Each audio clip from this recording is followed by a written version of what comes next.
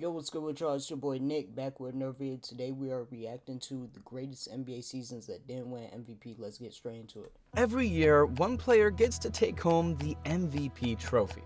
But sometimes the greatest seasons in NBA history don't win anything. This is the 10 best NBA seasons that never won an MVP. Tracy McGrady. In 2003, T-Mac was on a completely different level. That season with Orlando, he averaged 32.1 points, 6.5 rebounds, and 5.5 assists a night. He won the scoring title with ease, but those numbers don't really tell the whole story. Every single night, he was the only thing standing between the magic and irrelevance. The roster was banged up and lacking star power, and at times it felt like he was going 1-on-5 just to keep them afloat. There was a stretch late in the season where he scored 40 or more in 5 straight games, including a 52-point explosion against the Bulls. He looked like the most unguardable player alive. And yet, when it came time to crown an MVP, voters gave it to Tim Duncan, who led the Spurs to 60 wins and another top seed. Duncan was incredible, no doubt, but for fans watching night after night, there was this feeling that T-Mac was doing something even more impressive by carrying a team with almost no help into the playoffs purely on talent and willpower. That season is I ain't gonna lie, I feel like the MVP shouldn't go off of the team with the most wins, because I feel like it's an individual award. It's not a team award. So, me personally, I feel like that year, I think Kobe averaged like 35. Kobe should have won it that year. I'm not gonna lie. still one of the biggest what-ifs in NBA history. What if he had another superstar? What if injuries didn't derail his career? Because for that one season, he looked like the future of basketball, and it's almost unthinkable that he didn't walk away with MVP. Yeah, if I'm wrong though, if Kobe didn't average 35 that season, T-Mac for sure should have got it. Charles Barkley. By 1990, Charles Barkley was a force of nature. That season, he averaged 25.2 points, 11.5 rebounds, and 3.9 assists, shooting an absurd 60% from the field. He carried the 76ers to a surprising 53 wins, securing the second seed in the Eastern Conference. He was everywhere, snatching rebounds, muscling through contact, and leading fast breaks. Many considered it the peak of his early career, arguing he was the most unstoppable player in the league at the time. Despite his dominance, MVP voters gave the award to Magic Johnson, whose Lakers won 63 games. Magic was spectacular, but many felt Barkley had single-handedly dragged a less talented 76ers roster further than anyone expected.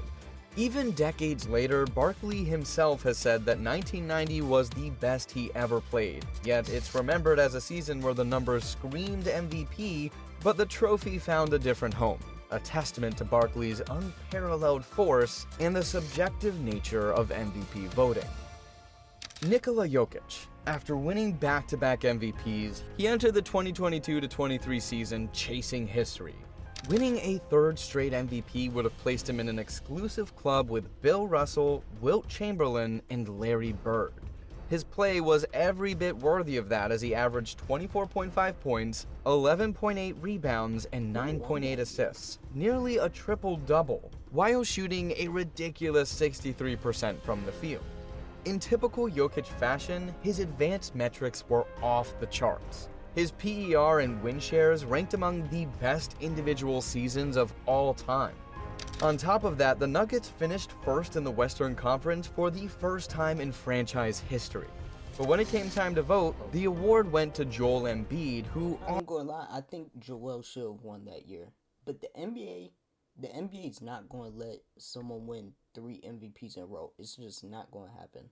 Because they're not gonna let anyone get to that level where Larry Bird got 3, Bill Russell will. They're not going to let no one get 3 in a row. Also had a dominant season.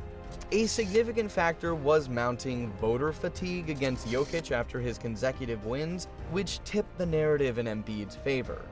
The ultimate irony? After losing the MVP, he absolutely rampaged through the playoffs, averaging a triple-double and leading Denver to its first ever NBA championship. His postseason run proved what the regular season voters missed, that Nikola Jokic might already be one of the most valuable players in NBA history. Steph Curry. When the 2020-21 season tipped off, the Warriors were in shambles. Klay was out with another injury, KD was gone, and the dynasty felt like a distant memory. But Steph wasn't done. That year, he delivered a masterclass, reminding everyone why he's the greatest shooter to ever play the game. He averaged an astonishing... Steph killed in the playoffs. Like, now to this day, you can't count Steph out, no matter what. Like, he brought that Warriors team to the finals. Jordan Poole did good and all, but Steph carried them, not gonna lie. 32 points per game, taking home the scoring title, and knocked down an absurd 337 threes. He single-handedly carried a depleted Golden State team to 39 wins, nearly dragging them into the playoffs despite every opposing defense selling out just to stop him. But MVP voters ultimately rewarded Nikola Jokic, whose Nuggets finished with a much better record. Many analysts believe that no single player carried a heavier offensive burden or faced more defensive attention than Curry that year. Like, it's what Shaq said. I think Shaq said that the MVP should go to the best player in the league. It shouldn't be determined on how much wins your team has, because you got other players on a team that surrounds a star player good. So it shouldn't just be the team. It was Steph's ultimate reminder season, a year where without championships or a super team, he demonstrated his ability to bend the entire league to his will. Magic Johnson. In 1989, Magic was still the undeniable beating heart of the Showtime Lakers.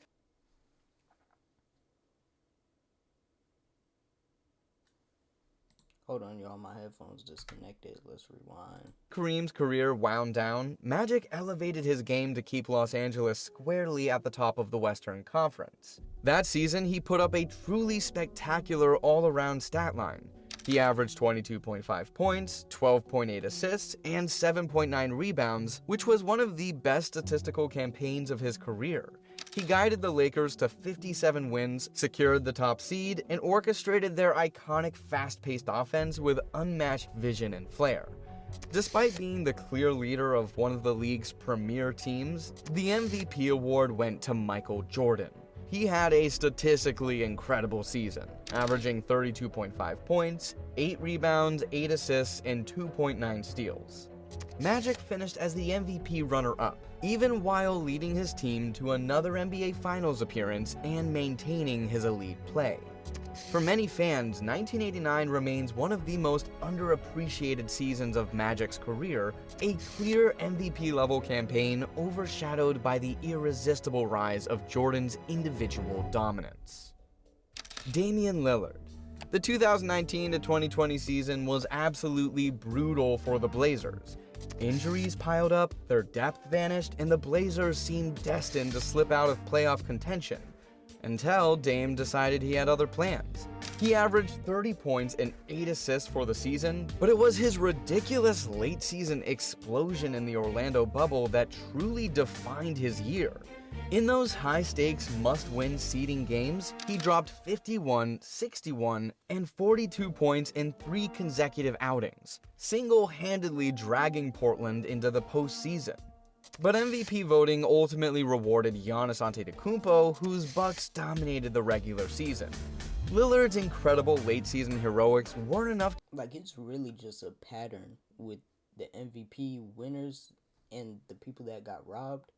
It's just a pattern with the player that won having more wins than the other players that should have won.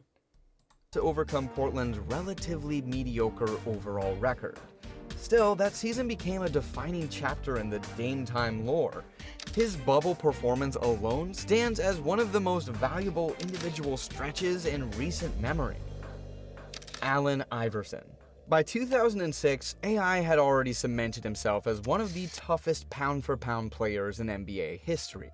But this season was different. It was one of those years where every single night felt like Iverson was carrying the weight of an entire franchise on his back. At 33 points, 7.4 assists, and 2 steals per game, he wasn't just scoring, he was doing everything. He also led the NBA in minutes played, and defensively, despite being undersized, he was still hounding ball handlers, jumping passing lanes, and giving Philly any chance they had to win. What made it even more insane was the lack of help around him. The Sixers didn't have another reliable star. Night after night, defenses trapped him, blitzed him off screens, and dared anyone else to beat them. Meanwhile, in Phoenix, Steve Nash was putting on an offensive clinic with the 7 seconds or less Suns, leading them to one of the top records in the league. Nash deserved this MVP, but the context was wildly different.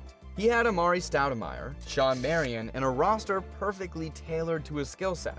AI had barely anyone. That's why so many fans still argue that 2006 was one of the most valuable seasons of his career. He was the Sixers' heartbeat, their identity, and their only shot to compete in a stacked Eastern Conference. Even without the trophy, that season stands as one of AI's ultimate all-do-it-myself campaigns. Russell Westbrook. When people talk about Russell Westbrook's MVP year in 2017, they always mention the triple-doubles, the fire, and the way he carried OKC after KD left. But the truth is, Russ had another MVP-caliber season before that, a year that feels almost forgotten now. In 2014-15, OKC's season was chaotic, to say the least. KD missed most of the year with a foot injury, Serge Ibaka went down, and suddenly it was just Russ against the world. He averaged 28.1 points, 8.6 assists, and 7.3 rebounds per game. He led the league in scoring and did it while shouldering one of the highest usage rates we've ever seen. He had nights where he dropped 40 and even a career-high 54 points against the Pacers. He played with that trademark with unrelenting energy. There was a stretch in February where he recorded 4 triple-doubles in a row, something that hadn't been done in decades. He even played through a broken face at one point, rocking a mask and still dominating. Despite all of that, despite dragging a battered Thunder team to 45 wins and keeping them in the playoff race until the final day, the MVP went to Steph. Steph led the Warriors to 67 wins and Was that his unanimous MVP one? Or was that the year after? Revolutionized the game with his shooting, so voters sided with team success over raw individual impact. But ask anyone who watched Russ that year, it felt like he was doing the impossible. Night after night, he refused to let the Thunder sink, putting up video game numbers and playing with a level of intensity that few players in history have matched. It was one of the most valuable seasons we've ever seen, just without the hardware to prove it. Shaquille O'Neal. The year after Shaq's dominant MVP run in 2000, he somehow got even better. In 2000 to 2001, Shaq averaged 28.7 points, 12.7 rebounds, 3.7 assists, and nearly 3 blocks per game while shooting over 57% from the field. He was an unstoppable force inside. The Lakers were coming off a championship, and he was the centerpiece of everything they did, offensively and defensively. But when the MVP voting came around, the trophy went to Allen Iverson, who led the Sixers to the East's best record and had an incredible season of his own. AI's scoring and underdog narrative captured voters' hearts. Still, many argued that Shaq was simply the most dominant player alive. When the playoffs arrived, that argument only got louder. Shaq absolutely destroyed opponents en route to another championship. Looking back now, it's clear. Iverson had the story, but Shaq had the impact.